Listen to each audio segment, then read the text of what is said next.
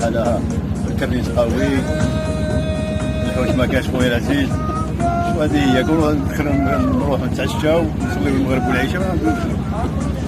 السلام عليكم. وعندنا رئيس على بالك كيكعنص بزاف في اللمبه، كيهضر بزاف. واش رايك يعني في الخدمه تاع البحر؟ والله واش نقول لك اخويا، نشوف خدمة تاع البحر خدمة شاقة وصعيبة بزاف وفيها ريسك ثاني، بصح الله غالب هذه هي الخدمة تاعنا. بارك الله فيك التحليل. واش يعني راكم تنتجوا يعني مليح ماشي مليح؟ راكم لاقيين روحتكم لاباس؟ واش تدخل في مولودات؟ نقولوا على مولودات، والله ربي يعاونو وربي يرزقو ان شاء الله.